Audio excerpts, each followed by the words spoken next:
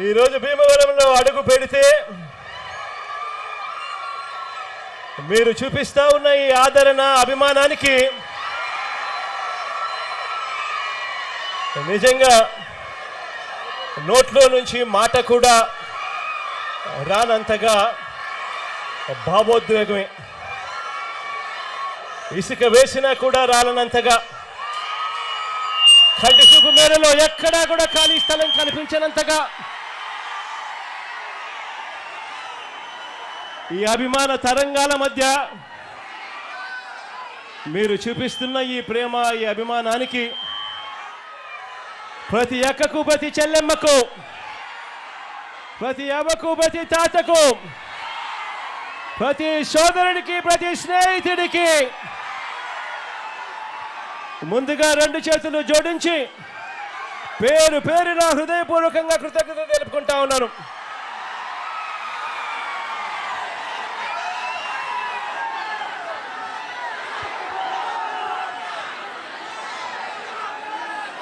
ఈరోజు ఆక్వా రైతాంగం సమస్యల సుడిగుండంలో ఈరోజు కూరుకుపోయి ఉన్న పరిస్థితులు ఈ రాష్ట్రంలో కనిపిస్తూ ఉన్నాయి. ఇంతకుముందు ఎప్పుడూ చూడని విధంగా, ఎప్పుడూ కూడా రాష్ట్రంలో జరగని విధంగా ఈరోజు ఆక్వా రంగము మొత్తం మీద రైతాంగం అంతా కూడా ఈరోజు వేసిన ఏ పంటకు కూడా గిట్టుబాటు ధరలు రాని పరిస్థితిలో రైతాంగం ఉంటే ఆక్వా రంగంలో కూడా అంతకన్నా దయనీయమైన పరిస్థితులు కనిపిస్తూ ఉన్నాయి. నేను ఒకటే చెప్తా ఉన్నాను, ఆక్వా రైతులు అనంటే ఈరోజు రాష్ట్రంలో ఒక్కసారి పరిస్థితి గమనిస్తే దాదాపు 1.5 లక్షలకు రైతాంగం, దాదాపుగా 5 లక్షల పైసలకు భూములన్నీ కూడా ఆక్వా రంగంలో, వ్యవసాయంలో ఉన్నాయి. దాదాపుగా 15 లక్షల మందికి ఉపాధి కల్పిస్తూ ఉన్న రంగం ఆక్వా రంగం. ఈరోజు ఇక్కడ జరుగుతూ ఉన్న పరిస్థితులు చూస్తే ఏ ఒక్కరికైనా కూడా, మానవత్వం ఉన్న ఏ ఒక్కరికైనా కూడా ముఖాన కన్నీళ్లు రావాల్సిందే. అంత దయనీయమైన పరిస్థితిలో ఈరోజు ఆక్వా రంగం ఉంది. ఇష్టానుసారంగా ఫీడ్ ధరలను పెంచుకుంటూ పోతా ఉన్నారు. వెనక్కి తీసుకోవాలని రైతుల అంగీకారంతోనే జరగాలి అని, ఏకపక్షంగా ధరలు పెంచకూడదు అని, ఒక ధర పెరగాలి అని అంటే ఒక హేతుబద్ధత ఉండాలి అని, అది పెంచాలి అని అంటే అది అక్టోబర్, నవంబర్ మాసాల్లో సమృద్ధిగా ఫిష్ మీలు, సమృద్ధిగా పంటలు ఇవన్నీ కూడా అందుబాటులో ఉన్న తరుణంలో రేట్ల మీద రివ్యూ చేయాలి అని, ఇలా ఎడా పడితే అలా, ఎప్పుడు పడితే అప్పుడు రేట్లు ఇష్టం వచ్చినట్టుగా పెంచుకుంటూ పోకూడదు అని చెప్పి ఇటీవల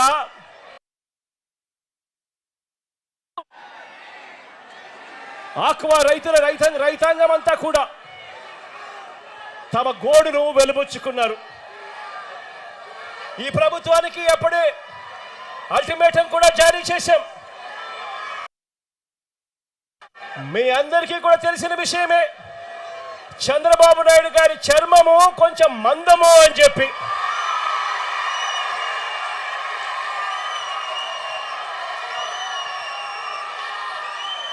దున్నపోతు మీద వర్షం పడినా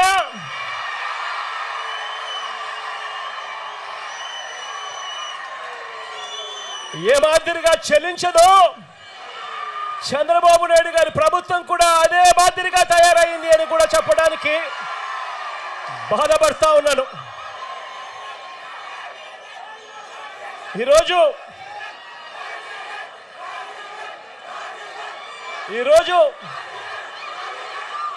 మన కర్మ ఏమిటి అని చెప్పి ఒక్కసారి గమనించినట్లయితే ఆశ్చర్యంగా ఆక్వా రైతులకు సప్లై చేసే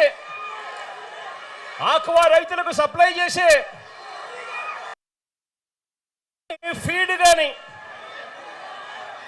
చివరికి పంట కొనుగోలు కానీ, చివరికి ప్రాసెసింగ్ కానీ, ఈ ప్లాంట్లన్నీ కూడా చంద్రబాబు నాయుడు గారి సానుభూతి పరులకే ఇవన్నీ కూడా ఉండడం ఈ రాష్ట్రంలో రైతాంగం చేసుకున్న కర్మ.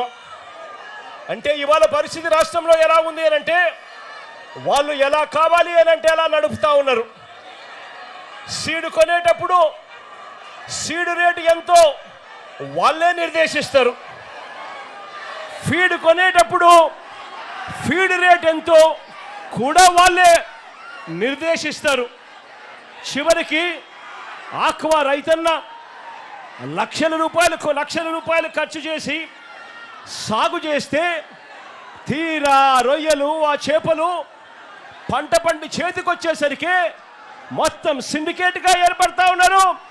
రేట్లు మాత్రం డమాలని చెప్పి పడేస్తా ఉన్నారు. ఈ రాష్ట్రంలో చంద్రబాబు నాయుడు గారి సానుభూతి పరుల సిండికేట్ ఈరోజు ఈ రాష్ట్రాన్ని నడిపిస్తూ ఉంది.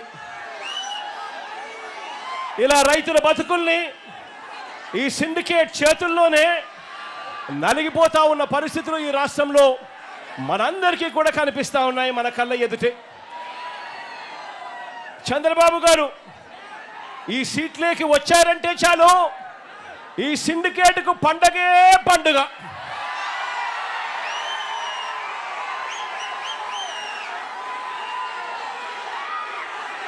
మన రైతన్నకు మాత్రం కన్నీళ్ళే కన్నీళ్ళు.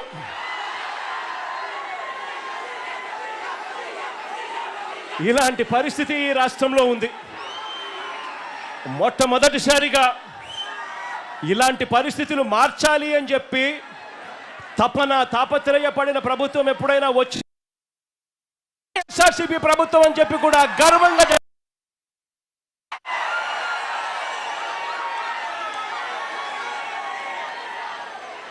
మన పాలన ఎలా జరిగిందో కాస్త గుర్తు చేస్తాను. మన పాలనలో జరిగిన కాస్త గుర్తుకు చేస్తాను. గతంలో ఎప్పుడూ జరగని విధంగా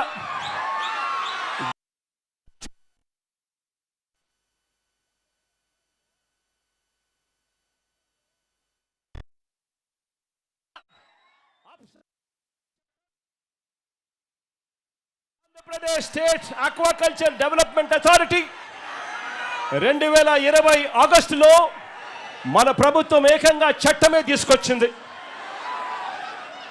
ఈ యాప్సెడాకు సాక్షాత్తు ముఖ్యమంత్రి చైర్మన్గా ఉంటాడు అని చెప్పి యాప్సెడా చట్టంలో నిర్దేశించడం జరిగింది.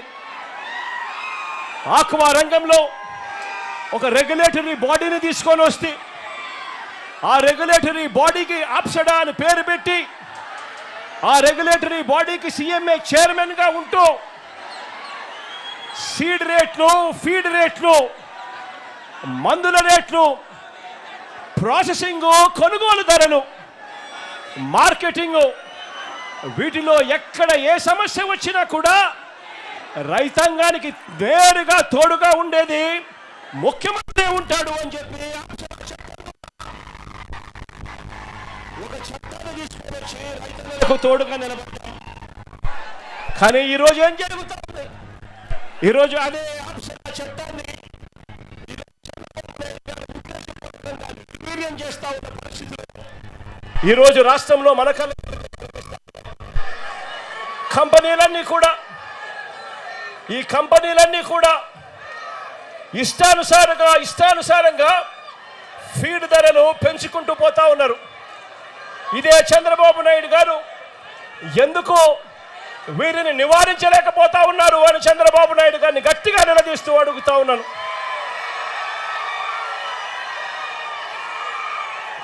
కేవలం 4 నెలల కాలంలోనే అంటే మొన్న ఫిబ్రవరిలో ఒకసారి రేటు పెంచారు.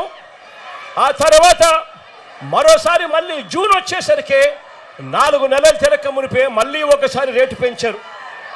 ఏకంగా కేజీకి 14 రూపాయల నుంచి 16 రూపాయలు ఫీడ్ రేట్లు ఎడాపెడా పెంచుకుంటూ పోయారు.